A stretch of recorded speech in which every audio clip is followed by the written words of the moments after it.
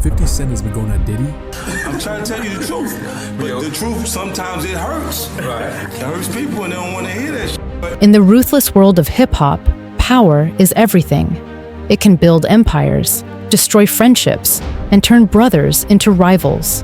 And when you talk about power in the music industry, two names rise above the noise: 50 Cent and Sean Diddy Combs. It's a little fruit pie. One, a street-bred hustler who fought his way to the top through raw defiance and unfiltered truth.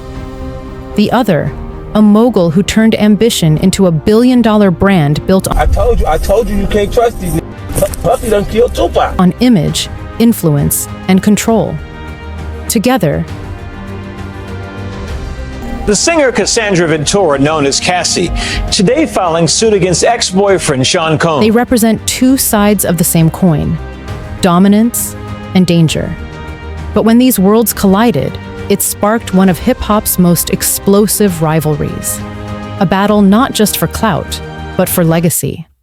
This is the untold story of 50 Cent versus Diddy. The Beef Explained. Picture the early 2000s. Hip-hop was a battlefield of giants.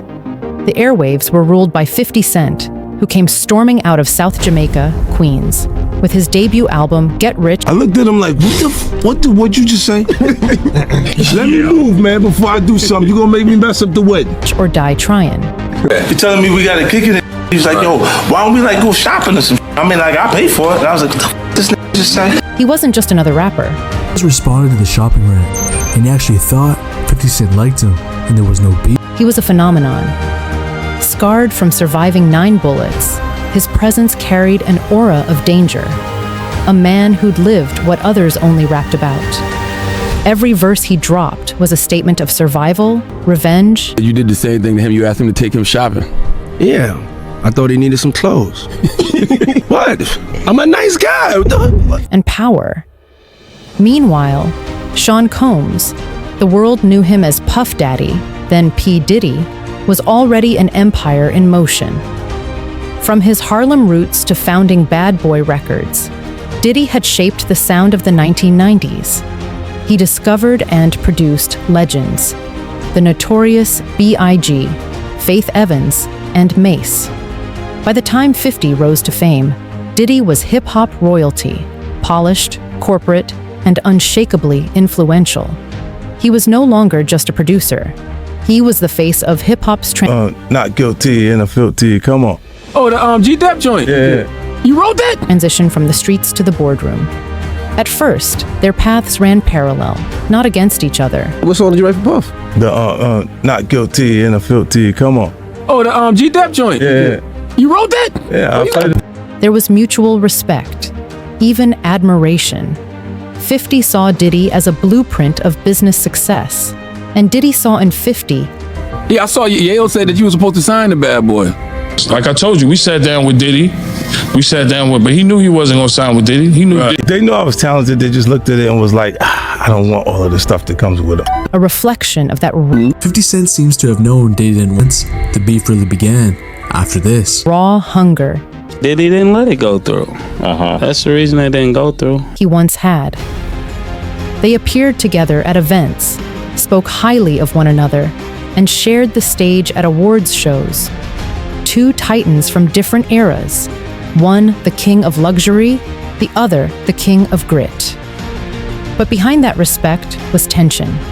Quiet, unspoken, and inevitable. Because in an industry where ego is currency, there's only room for one alpha. The storm began brewing slowly. Industry insiders whispered that 50 Cent had grown critical of how Diddy treated his artists, calling him manipulative and self-serving. 50, who prided himself on independence, viewed Diddy's empire as built on exploitation, and he didn't keep those thoughts private. In interviews, 50 began throwing subtle shots, mocking Diddy's business style and calling him sus. He accused Diddy of caring more about fashion and fame than the culture itself. These weren't just random insults. They cut deep, striking at the core of Diddy's carefully crafted image. Diddy, for his part, stayed calm, publicly. But he wasn't one to forget. Behind the scenes, he took those words as a challenge to his authority. Street culture in general, like, if you befriend someone who's my enemy, you're my enemy too. Right. Diddy built his brand on control, on being untouchable. And suddenly, here was someone who couldn't be controlled. Someone who didn't care about burning bridges. What started as banter was evolving into open warfare. The tension exploded online. 50 Cent had discovered a new battleground, social media. While other rappers used it to promote their work, 50 weaponized it. His Instagram became a digital war zone filled with memes, sarcasm, and brutal humor. No one was safe, least of all Diddy. 50 mocked his events, ridiculed his mannerisms, and even questioned his sexuality in viral posts that racked up millions of views. Fans loved it. They called him the King of Trolls. But behind the laughs, something darker was happening. 50's attacks weren't random. They were strategic, meant to expose what he believed was hypocrisy within Diddy's empire.